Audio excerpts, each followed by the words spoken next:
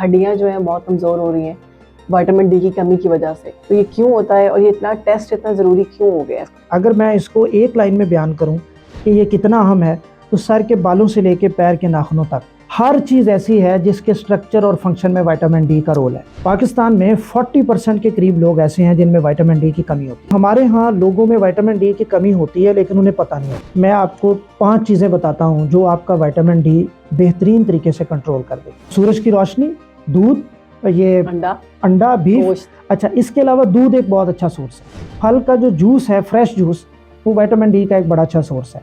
आप घर लाएं, जूस बनाएं, वो आपके लिए विटामिन डी की कमी को पूरा करने की वजह बनता है। सब विटामिन डी हम देख रहे हैं कि बहुत ज़्यादा हद तक लोगों पर असरअंदाज हो रहा है। बच्चों की बात करें, बड़ों की बात करें, विटामिन डी की डेफिशिएंसी बहुत ज़्यादा आ रही है। क्या वजह है? कहा यह जाता था कि पहले वेस्ट और वहाँ पर क्योंकि सूरज नहीं आता, सर्दी बहुत ज़्यादा होती है, तो विटामिन डी के असरात हैं। अब पाकिस्तान में भी हम देख रहे हैं कि हड्डियाँ जो हैं बहुत कमज़ोर हो रही हैं विटामिन डी की कमी की वजह से। तो ये क्यों होता है और ये इतना टेस्ट इतना ज़रूरी क्यों हो गया है इसको करवाना? देखिए, जो विटामिन डी है वो जिस्म में बाकी विटामिन की तरह एक विटामिन है।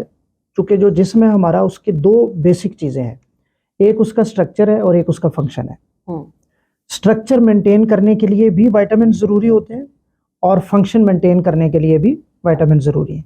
उसमें से एक बहुत अहम विटामिन जो है वो विटामिन डी है। अगर मैं इसको एक लाइन में बयान करूं कि ये कितना अहम है, तो सर के बालों से लेके पैर के नाखूनों तक हर चीज़ ऐसी है जिसके स्ट्रक्चर और फंक्शन में विटामिन डी का रोल है। ठीक है, हर चीज़ में। मेजॉरिटी जो हम बात करते हैं वो हड्डियों, जोड़ों और पट्ठों की बात करते हैं, लेकिन ये आपकी जिल्द का भी हिस्सा है, ये आपके बालों का भी हिस्सा है, ये आपके नाखूनों का भी हिस्सा है, ये आपके जो कार्डिक एक्टिविटीज़ हैं, हार्ट के इश्यूज़ हैं, गुर्दों के इश्यूज़ हैं, लंग्स के इश्यूज़ हैं, हर जगह इसका रोल है। अच्छा, दुनिया में ये होता है कि जिस तरह आपने बात की ना कि पहले तो वेस्ट में ये सुना जाता था कि विटामिन डी कम है। बाहर विटामिन डी की वैल्यू जो लोगों में कम होती है वो आप समझ लें कि 12 से लेके 18% तक लोग हैं जिनमें विटामिन डी की वैल्यू कम होती है। हमारे यहाँ ये वैल्यू अब 40% पे चली गई है। पाकिस्तान में 40% के करीब लोग ऐसे हैं जिनमें विटामिन डी की कमी होती है। वजूहात उसकी ये हैं कि अब सूरज की रोशनी में लोग जाना नहीं चाहते।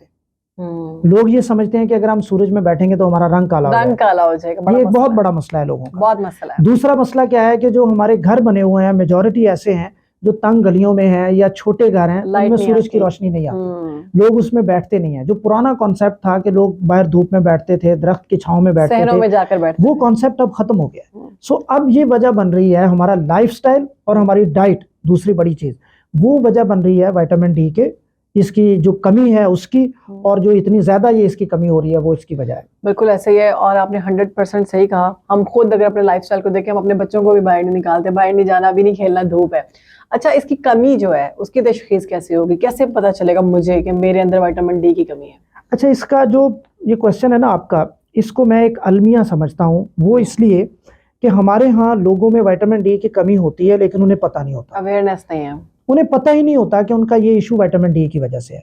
मसलन मैं आपको एक मिसाल देता हूँ।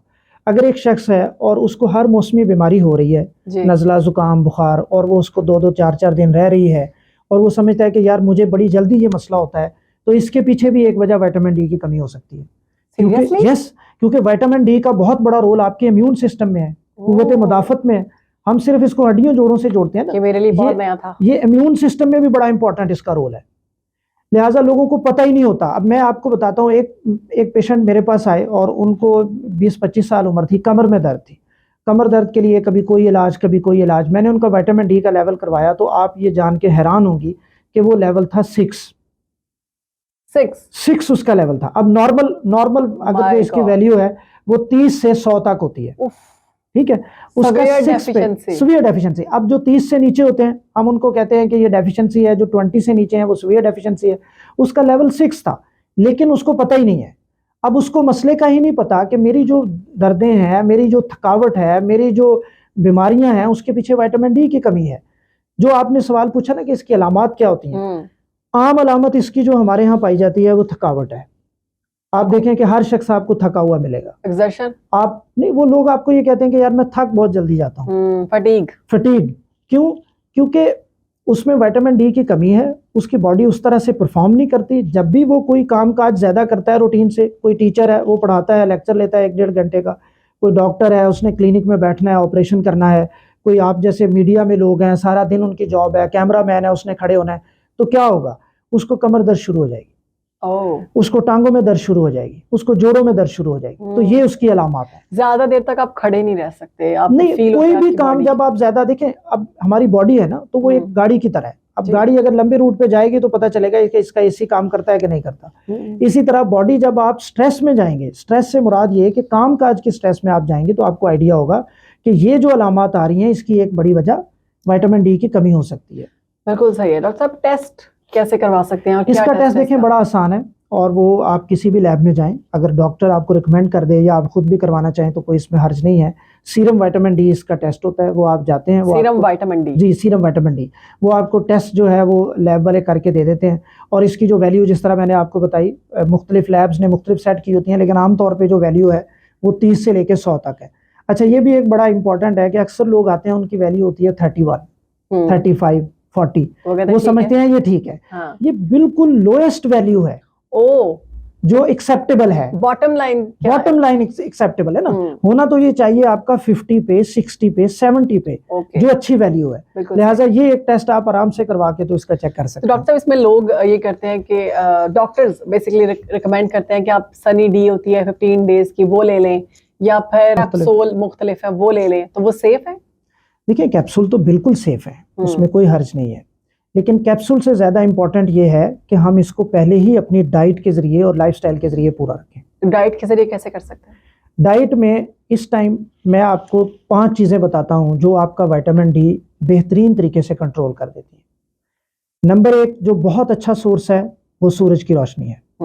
टाइम इसका दिन के किसी भी हिस्से में जब सूरज की रोशनी मौजूद है, आप 10 से 15 मिनट खड़े हों तो आपकी रिक्वायरमेंट पूरी हो जाती है। एक सवाल यहाँ पर मेरे जहन में आया, कहा यह जाता है कि सुबह 6 से 8 बजे तक अगर आप सूरज की रोशनी लेते हैं तो विटामिन डी मिलता है, उसके बाद अगर आप खड़े होते हैं तो विटामिन डी नहीं मिलता। नहीं, ऐसी बात नहीं है।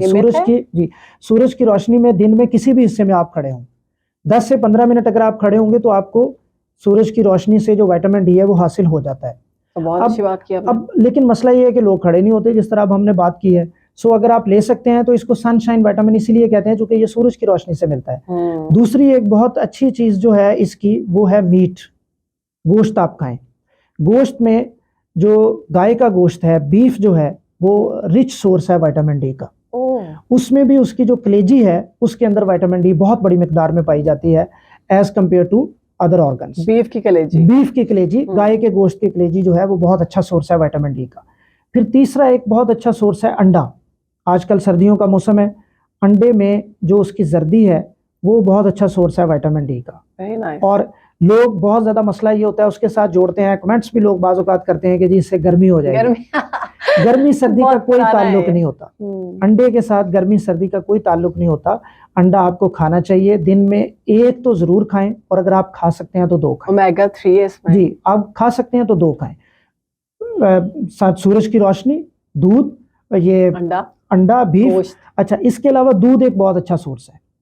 दूध में ज्यादातर तो कैल्शियम की मिकदार है, लेकिन विटामिन डी भी आपको मिल जाता है। फिर एक बहुत अच्छा सोर्स जो है वो आपकी सारी सब्जियां और फल है, खासकर फल का जो जूस है, फ्रेश जूस, वो विटामिन डी का एक बड़ा अच्छा सोर्स है।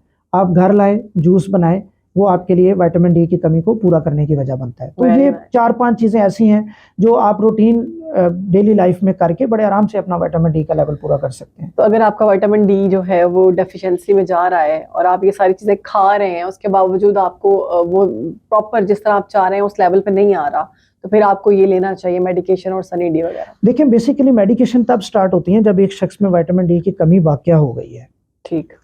और अब ये जो बातें मैं कर रहा हूँ ये बड़ी आइडियल बातें हैं, लेकिन रूटीन लाइफ में ये होती नहीं है। दूध भी लें, गोश्त भी लें, अंडा भी लें, ये रूटीन लाइफ में नहीं होती। लिहाजा मेजॉरिटी हमारी ऐसी है जो विटामिन डी की कमी का शिकार हो जाती है। फिर हम मजबूरन उनको ये कैप्सूल्स और टैबलेट्स देते हैं। अब जो कैप्सूल है वो 2 लाख इंटरनेशनल यूनिट्स वाले आते हैं, वो हफ्ते में 1 आप ले लें तो उसमें कोई हर्ज नहीं है। आपका विटामिन डी का लेवल उससे जो रिक्वायरमेंट है वो पूरी हो जाती है। दूसरी चीज जो होती है वो टैबलेट होती है, उसमें 400 इंटरनेशनल यूनिट्स होते हैं, वो आपको डेली 1 लेनी पड़ती है। लेकिन मैं ये कहूंगा कि जब आप ये चीजें ले रहे हैं, आपने 2 हफ्ते, 3 हफ्ते, 4 हफ्ते, 6 हफ्ते तक ली हैं, आप उसके बाद अपने डॉक्टर से रजू करें, उसको एक दफा जरूर दिखाएं। और चेक करवा लें कि कहीं आप में विटामिन डी का लेवल बढ़ तो नहीं रहा और उसकी ज्यादती तो नहीं हो रही। क्योंकि देखें, एक तो ये चीज़ें आपके लिए बोझ हैं, आपको खरीदनी पड़ती हैं, पेशेंट के लिए मुश्किल है। दूसरा ये है कि जब हम ये एक, यहाँ भी मैं एक चीज़ आपको एक्सप्लेन कर दूं कि कोई भी बीमारी लोग अब यूट्यूब पे और फेसबुक पे सर्च करते हैं जी, जो उनको नजर आता है। अब वो ये समझेंगे कि अगर कमर का दर्द है तो डॉक्टर साहब ने कहा कमर दर्द की एक वजह विटामिन डी है, लिहाजा हम विटामिन डी के कैप्सूल ले लें। हो सकता है कि उनको कमर दर्द की वजह कोई और हो।